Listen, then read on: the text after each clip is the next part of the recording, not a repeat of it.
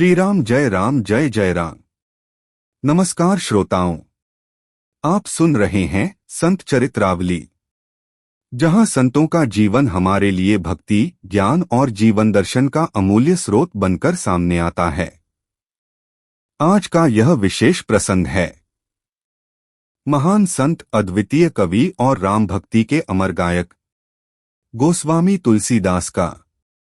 उनका जीवन केवल एक कवि की कहानी नहीं, बल्कि एक साधक की वह यात्रा है जो मोह से मोक्ष तक पहुंचती है। पत्नी के एक वाक्य ने उनके जीवन की दिशा बदल दी और उसी क्षण से उन्होंने सांसारिक आसक्ति को त्याग कर भगवान श्री राम की भक्ति को अपना सर्वस्व बना लिया। रामचरितमानस और विनय पत्रिका जैसे अमर ग्रंथों के माध्यम से उन्होंने भक्ति को जन जन तक पहुंचाया और श्री राम के आदर्शों को जीवन का मार्ग बना दिया। आइए संत तुलसीदास के इस अद्भुत जीवन स्फर में प्रवेश करें, जहां हर शब्द भक्ति है, हर भाव राम है।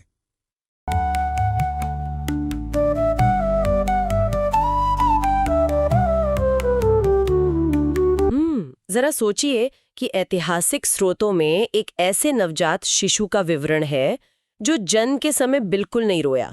मतलब शिशु के जन्म लेते ही जहां रुदन की ध्वनि आनी चाहिए ना, वहां एक अस्वाभाविक और भयावह शांति थी। हाँ, बिल्कुल सन्नाटा। और वो विवरण सिर्फ वही नहीं रुकता। सही कहा। आलेख बताते हैं कि जब उस नवजात ने अपना मुख खोला तो उसके भीतर पूरे 32 अक्षत दांत मौजूद थे। अब सन 1532 के ग्रामीण समाज में इसे कोई चिकित्सा विज्ञान का मामला तो माना नहीं गया होगा, है ना जी। इसे एक बेहद खौफनाक अपशकुन या किसी रहस्यमयी शक्ति का सूचक माना गया। एकदम सही। और आज की इस गहन चर्चा में हम जो ऐतिहासिक आलेखों और साक्ष्यों का विश्लेषण कर रहे हैं, वो इसी रहस्यमयी व्यक्ति यानी गोस्वामी तुलसीदास के जीवन पर आधारित है। बिल्कुल। और मैं यहाँ स्पष्ट कर दूं कि हमारा उद्देश्य यहाँ किसी धार्मिक ग्रंथ का पाठ करना नहीं है। हम उन ऐतिहासिक और क्या कहते हैं मनोवैज्ञानिक मोड़ों को समझना चाहते हैं जिन्होंने एक ऐसे व्यक्ति को जो अपनी कमजोरियों में जकड़ा था, उसे मध्यकालीन भारत का सबसे प्रभावशाली साहित्यिक साम्राज्य खड़ा करने वाला इंसान बना दिया। और इन ऐतिहासिक आलेखों का अध्ययन करते समय ना एक बात बहुत स्पष्ट होती है कि महानता कोई एक सीधी रेखा नहीं होती। अक्सर हम ऐतिहासिक व्यक्तित्वों को एक आदर्श सांचे में ढाल देते हैं। हाँ, एक बेदाग छवि बना देते हैं। बिल्कुल। लेकिन जब हम इन साक्ष्यों को बिना किसी पक्षपात के पढ़ते हैं तो उन चमत्कारिक घटनाओं के पीछे छिपे इंसानी संघर्ष और तत्कालीन समाज का एक बहुत ही जटिल ढांचा सामने आता है। जो नवजात बिना रुदन के 32 दांतों के साथ पैदा हुआ, वो कोई आम बात नहीं थी। तो आइए इसे थोड़ा विस्तार से समझते हैं। इन साक्ष्यों के अनुसार ये जन्म उत्तर प्रदेश के बांदा जिले के राजापुर ग्राम में सन 1532 में हुआ। हाँ, और उनका बचपन का नाम तुलसीराम या रामबोला रखा गया। रामबोला, क्योंकि कहा जाता है कि जन्म लेते ही जो पहली ध्वनि उनके मुख से निकली वो राम थी। स्रोतों में उन्हें वाल्मीकि का अवतार भी माना गया है। लेकिन एक बात जो मुझे सबसे दिलचस्प लगी, वो कोई आध्यात्मिक शुरुआत नहीं है, बल्कि उनकी युवावस्था की एक गहरी आसक्ति है ना? बिल्कुल। मतलब उनका विवाह बुद्धिमती नामक कन्या से हुआ, जिन्हें रत्नावली भी कहते हैं, और उनका एक पुत्र था। लेकिन आलेख बताते हैं कि तुलसीदास अपनी पत्नी के प्रेम में इस कदर घिरे हुए थे कि एक दिन की भी दूरी उनके लिए असह्य थी। यहाँ सरयूपारीण ब्राह्मणों होने का संदर्भ समझना बहुत जरूरी है, क्योंकि ये उस समय के सामाजिक पदानुक्रम में सबसे उच्च और रूढ़िवादी वर्ग का प्रतिनिधित्व करता है। लेकिन तुलसीदास का जो व्यवहार था वो एक मर्यादित गृहस्थ का बिल्कुल नहीं था। वो एक तरह की अंधी आसक्ति थी। हाँ, एक अनियंत्रित आसक्ति। जब हम मानव मनोविज्ञान की बात करते हैं तो कोई भी अत्यधिक व्यसन इंसान की चेतना को पूरी तरह से एकांगी बना देता है। उनका पूरा ब्रह्मांड केवल उनकी पत्नी के इर्द गिर्द सिमट गया था। और यही वो आसक्ति थी जिसने उस रात की घटना की पृष्ठभूमि तैयार की। ये बिल्कुल किसी फिल्म के प्रेरक घटना या कहें इंसाइटिंग इंसिडेंट की तरह है। आलेखों के अनुसार एक दिन उनकी पत्नी बिना उन्हें बताए अपने पिता के घर चली गई। मायके चली गई? हाँ, और ये बात तुलसीदास के लिए इतनी असहनीय हो गई कि वे रात के घने अंधेरे में छिपते छिपाते ससुराल पहुंच गए। उस युग के सामाजिक ताने बाने को देखते हुए किसी दामाद का रात के अंधेरे में ऐसे बिना बुलाए पहुंचना बहुत ही लज्जाजनक माना जाता था। और जब पत्नी उन्हें वहां देखती है तो वो शर्म और खीज से भर उठती है। स्रोतों में दर्ज है कि वो एक ऐसा कटु सत्य या शब्द बाण छोड़ती है जो इतिहास में अमर हो गया। वो कहती हैं, मेरा शरीर अस्थि और चर्म से निर्मित है।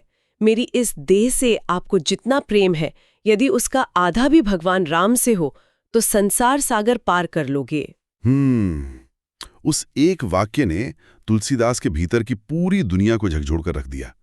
ये कोई साधारण उपदेश नहीं था, ये उनकी चेतना पर एक गहरा प्रहार था, एक कठोर रियलिटी चेक। बिल्कुल। महान रूपांतरण अक्सर ऐसे ही गहरे आघात या अत्यधिक शर्मिंदगी के क्षणों से पैदा होते हैं।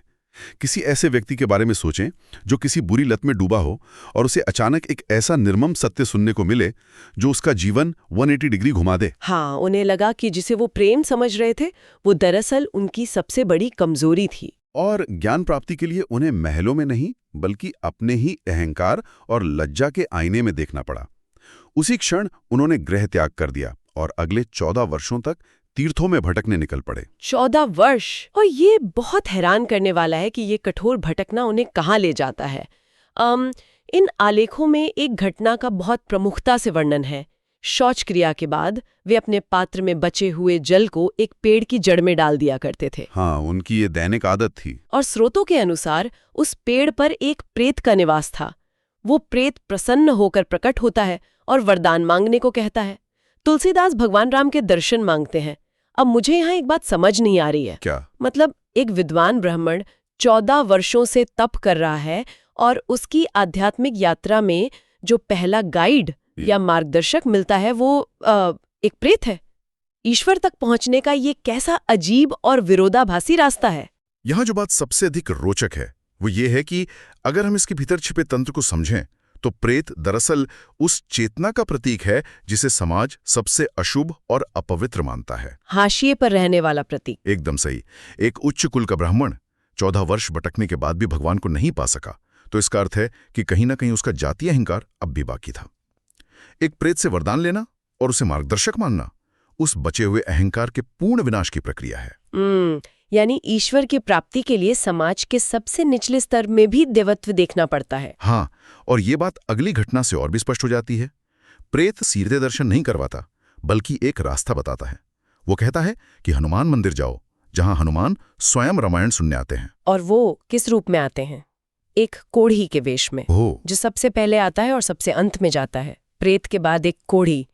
ये सच में समाज के सबसे तिरस्कृत लोगों की एक श्रृंखला है। कुष्ठ रोग या कोढ़ को उस काल में केवल एक बीमारी नहीं बल्कि अछूतपन की चरम सीमा माना जाता था।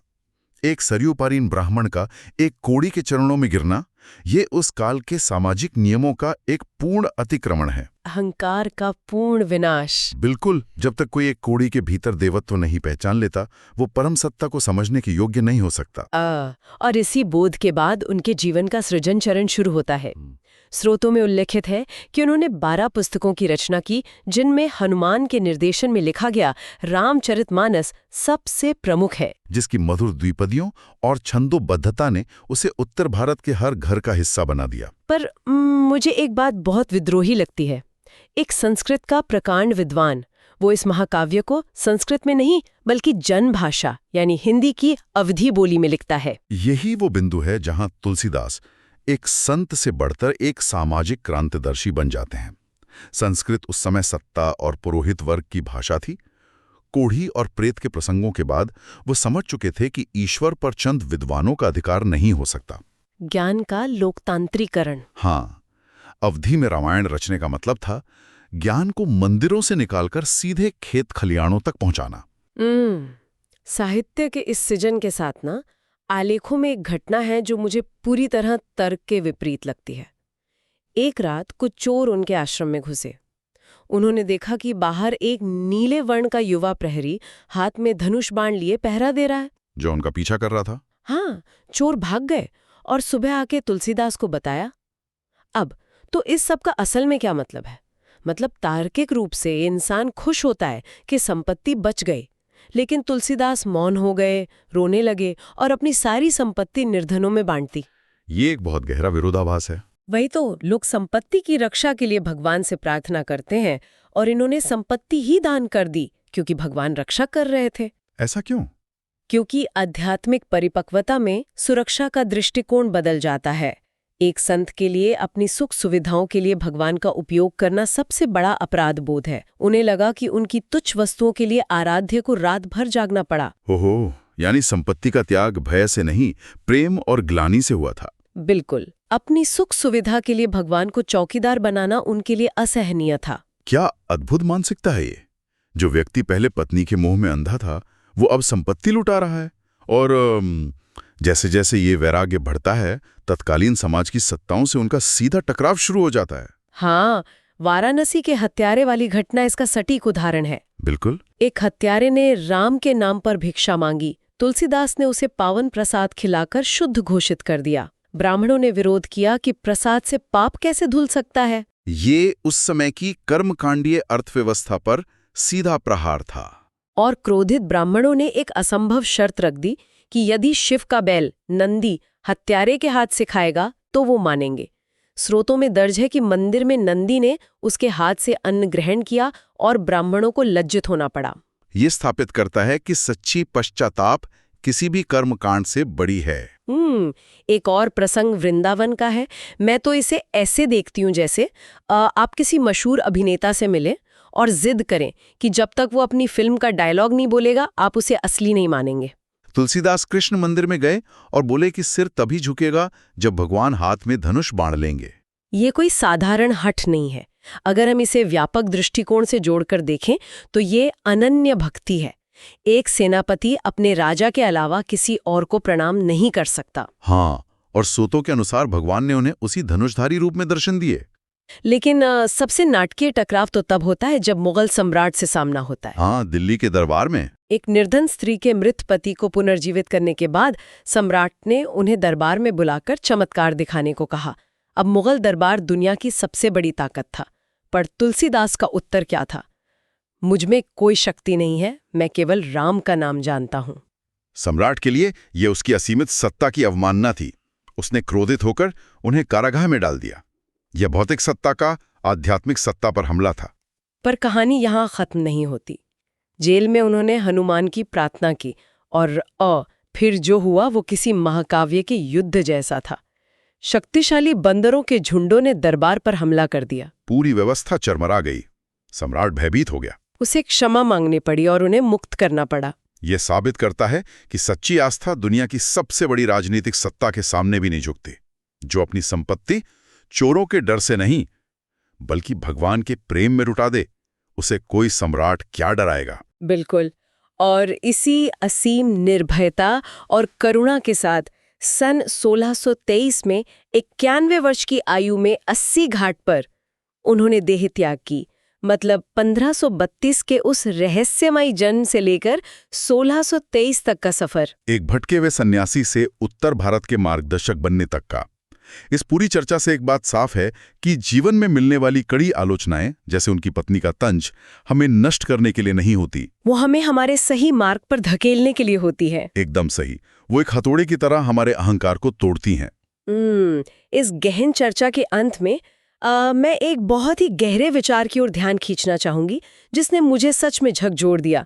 हमने देखा कि जन्म के समय ये बालक बिल्कुल नहीं रोया था, लेकिन जब उसे एहसास हुआ कि भगवान उसकी सांसारिक संपत्ति की रक्षा कर रहे हैं, तब वो फूट फूट कर रोया। आगमन पर शांति और संपत्ति सुरक्षित रहने पर रुदन। हाँ, तो अगर आज के समय में मनुष्य के आंसू भौतिक दुखों या नुकसान के बजाय केवल आत्मज्ञान और आध्यात्मिक करुणा के क्षणों के लिए आरक्षित हो जाएं, तो क्या इस दुनिया में मानवीय पीड़ा को देखने का हमारा पूरा नजरिया ही नहीं बदल जाएगा?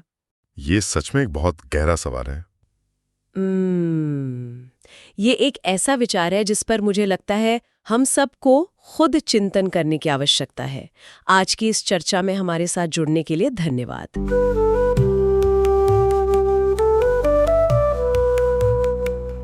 गोस्वामी तुलसीदास का जीवन।